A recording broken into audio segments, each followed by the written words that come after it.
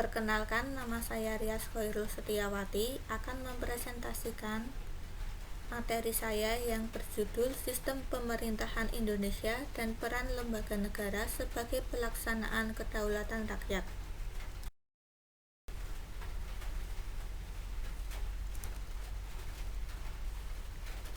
Sistem pemerintahan Indonesia berasal dari gabungan dua kata, sistem dan pemerintahan. Kata sistem merupakan terjemahan dari kata sistem dalam bahasa Inggris yang berarti susunan, tatanan, jaringan, atau cara. Sistem berarti suatu keseluruhan yang terdiri atas beberapa bagian yang mempunyai hubungan fungsional. Pemerintah dalam arti luas berarti lembaga negara yang menjalankan segala tugas pemerintah, baik sebagai lembaga eksekutif, legislatif, dan yudikatif.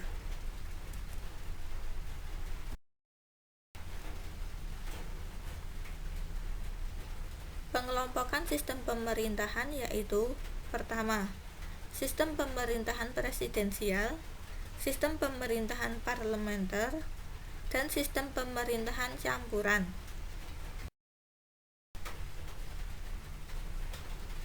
Sistem pemerintahan presidensial merupakan sistem pemerintahan dengan kepala pemerintah dipegang oleh presiden dan pemerintah tidak bertanggung jawab kepada parlemen.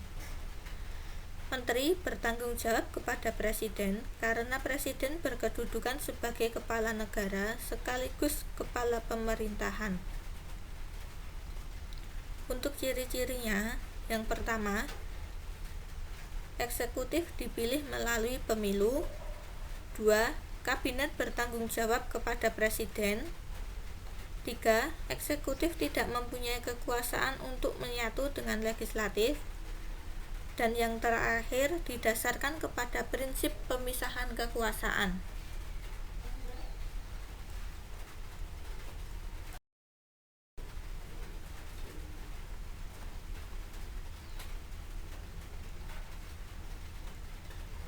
Sistem pemerintahan parlementer merupakan suatu sistem pemerintahan di mana pemerintah bertanggung jawab kepada parlementer. Parlementer mempunyai kekuasaan yang besar dan mempunyai wewenang untuk melakukan pengawasan terhadap eksekutif. Menteri dan Perdana Menteri bertanggung jawab kepada parlemen. Ciri-cirinya yaitu: pertama, pemerintahan parlemen didasarkan pada prinsip pembagian kekuasaan. Adanya tanggung jawab yang saling menguntungkan antara legislatif dengan eksekutif dan antar presiden dan kabinet. Ketiga, eksekutif dipilih oleh kepala pemerintahan dengan persetujuan legislatif.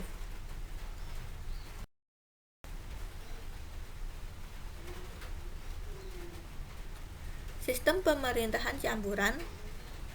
Dalam sistem pemerintahan ini, diambil hal-hal yang terbaik dalam sistem pemerintahan presidensial dan sistem pemerintahan parlemen. Selain memiliki presiden sebagai kepala negara, sistem pemerintahan campuran juga memiliki Perdana Menteri sebagai kepala pemerintahan. Contohnya yaitu negara Perancis.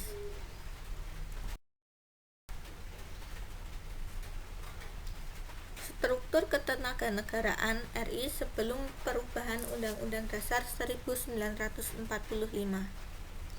Sebelum diamandemen, Undang-Undang Dasar 1945 mengatur kedudukan lembaga tertinggi dan lembaga tinggi negara, serta hubungan antar lembaga-lembaga tersebut. Undang-Undang Dasar merupakan hukum tertinggi. Kemudian, kedaulatan rakyat diberikan keseluruhnya kepada MPR sebagai lembaga tertinggi. MPR mendistribusikan kekuasaannya kepada 5 lembaga tinggi yang sejajar kedudukannya, yaitu MA, Presiden, DPR, DPA, dan BPK.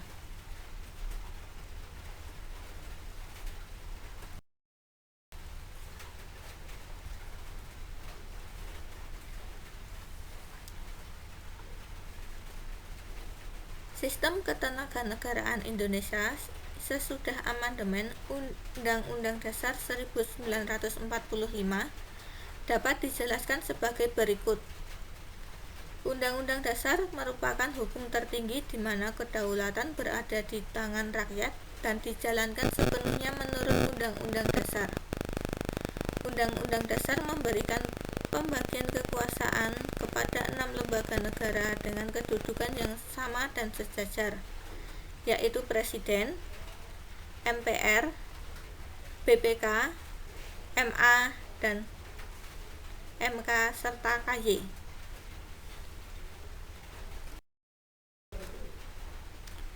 MPR merupakan lembaga legislatif yang terdiri dari 2 anggota, yaitu DPR dan DPD. MPR sekarang bukan lagi sebagai lembaga tertinggi negara.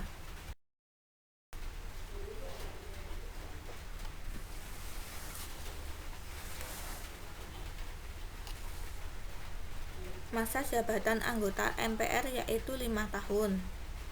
Anggota terpilih dari anggota DPR dan DPD yang terpilih dari anggota pemilu.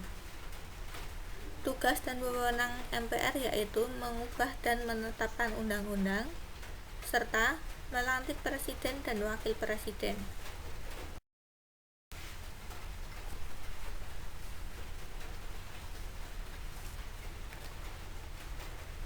DPR merupakan lembaga perwakilan partai politik. Anggota DPR RI dipilih melalui pemilu yang pesertanya dari partai politik atau gabungan partai politik. Terdiri dari 3-4 orang per daerah pemilihan yang tersebar di 69 daerah pemilihan. Jumlah anggota DPR RI yang dipilih dalam pemilu tahun 2004 sebanyak 550 orang.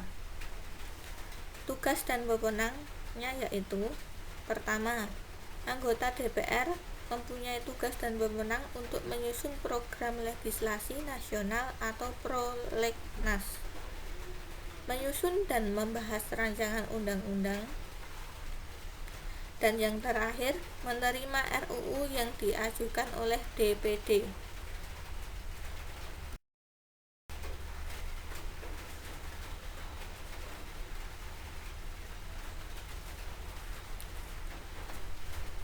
DPD atau Dewan Perwakilan Daerah merupakan lembaga perwakilan daerah yang anggotanya dipilih melalui pemilu. Terdiri dari 4 orang per provinsi yang sekaligus sebagai daerah pemilihan. Sampai pemilu 2004, jumlah anggota yang dipilih yaitu 128 orang dari 38 provinsi. Perwakilan Sumatera Barat masih menginduk pada provinsi asalnya. Untuk tugas dan wewenangnya yaitu: pertama, merancang undang-undang yang berkaitan dengan otonomi daerah, mempertimbangkan atas rancangan undang-undang, pemilihan anggota BPK, dan yang terakhir, pengawasan atas pelaksanaan undang-undang. Sekian dari saya, terima kasih.